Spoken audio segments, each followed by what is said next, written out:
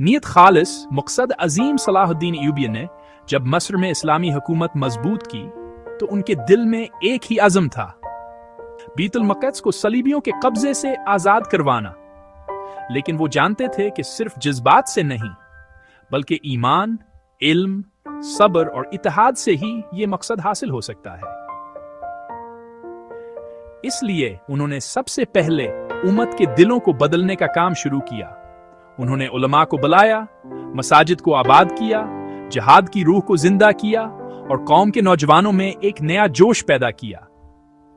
वो फरमाया करते थे, हम दुश्मन को तलवार से नहीं ईमान से शिकस्त देंगे। इस वक्त इस्लामी दुनिया बिखरी हुई थी। दमिश्क, मौसल, हलब, हर जगह अपने अपने अमीर, अपनी अपनी फौजें। सलाहुद्दीन जानते थे कि जब तक ये तकसीम बाकी है बैतुल मक़दस आजाद नहीं हो सकता। चुनांचे इन्होंने सफारत और हुकूमत के जरिए मुख्तलिफ रियासतों को मुत्तहिद करना शुरू किया। कभी वो दुश्मन के दरबार में गए, कभी दोस्त के खीमे में, और हमेशा एक ही बात कहते, अल्लाह का घर तुम्हारा मुंतजर है, क्या तुम इसके लिए एक नहीं हो सकते? उनकी आजिज़ी और अखलास ने दिलों को बदल दिया। थोड़े ही अरसे में मस्र, शाम और हजाज एक झंडे तले आ गए। ला इलाहा इल्लल्लाह मुहम्मद रसूलुल्लाह। जब सलीबियों को मालूम हुआ कि एक नया कायद भरा है जो उम्मत को मुत्तहिद कर रहा है, तो यूरोप के बादशाहों ने खौफ से लर्जना शुरू किया। उन्होंने बैतुल मुक़द्दस के गिर्द कलए मजबूत किए और अपने लश्करों को तैयार किया। एक रात सलाहुद्दीन दुआ में रो रहे थे। या अमीर, आप इतने परेशान क्यों हैं? उन्होंने फरमाया, मैं अपने गुनाहों से डरता हूं, दुश्मन से नहीं। अगर हमने अल्लाह को राजी कर लिया तो कोई सलीबी हमें रोक नहीं सकता। सलाहुद्दीन ने पहले कर्क और सफ्द के कलों पर हमला किया। ये वो मकामात थे जहां सलीबी मुसलमानों के काफिले लौटते थे। उन्होंने इन कलों को एक एक करके फतह किया, मगर कभी जुल्म नहीं किया। अगर कोई दुश्मन हथियार डाल देता तो वो उसे अमान दे देते। हमने सुना था तुम मुसलमान खून के प्यासे हो, मगर तुम तो हमें खाना खिला रहे हो। हम नबी रहमत सल्लम के पैरोकार हैं, हम इंसाफ करते हैं, इंतकाम नहीं लेते। सलाहुद्दीन अय्यूबी के लश्कर में नज़म व ज़ब्त की ऐसी मिसाल थी जो तारीख में कम मिलती है। उन्होंने हुक्म दिया, किसी खेत को न जलाना, किसी औरत या बच्चे को नुकसान न पहुंचाना। ये जहाद अल्लाह के लिए है, दुनिया के लिए नहीं।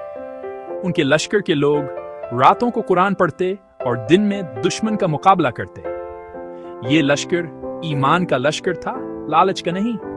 या अमीर, आप हमेशा दुश्मन के लिए भी दुआ करते हैं। उन्होंने फरमाया, मैं उनके हिदायत के लिए दुआ करता हूं, क्योंकि अगर वो ईमान ले आए तो वो भी मेरे भाई हैं। सलाहुद्दीन की क़ियादत में एक एक करके कई इलाके फतह हुए। हलब, मौसल, हमा, हल्बा और शाम के बेशतर हिस्से उनके ज़ीरे क़ियादत आ गए। ये वो शख्स है जिसने दिलों को ईमान से फतह किया, तलवार से नहीं। हर फतह के बाद वो शुक्र अदा करते, सजदा करते। ये अल्लाह का काम है, सलाहुद्दीन का नहीं। एक मर्तबा सलीबी कमांडर रेमन ने मुसलमानों का काफिला लूटा, औरतों और बच्चों को कैद कर लिया। अगर वो कैदी मेरे ईमान की खातिर हैं तो अल्लाह उनको इज्जत से आजाद करेगा। चंद दिनों बाद उन्होंने रीमन के कले पर हमला किया, उसे शिकस्त दी। लेकिन जब वो गिरफ्तार हुआ तो सलाहुद्दीन ने कहा, मैं तुम्हें माफ करता हूं, क्योंकि मेरा नबी सल्लम रहम करता था। मैंने आज पहली बार खुदा के बंदे को देखा है। जब बैतुल मुक़द्दस के करीब फतूहात का दायरा बढ़ने लगा तो सलाहुद्दीन हर रात देर तक दुआ करते।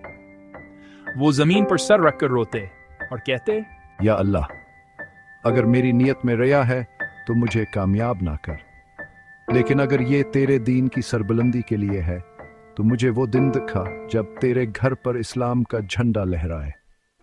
अब सलाहुद्दीन अय्यूबी वो मकाम पा चुके थे जहां से बैतुल मुक़द्दस की राहें खुलने वाली थीं। उनकी फौज मजबूत, उनका ईमान पुख्ता और उनकी नीयत खालिस थी।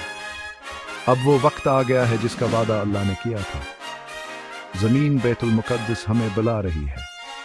आसमान पर हलाल चमक रहा था और इस्लाम के सिपाही ایمان کے جوش میں بیت المقدس کی جانب روانہ ہو رہے تھے۔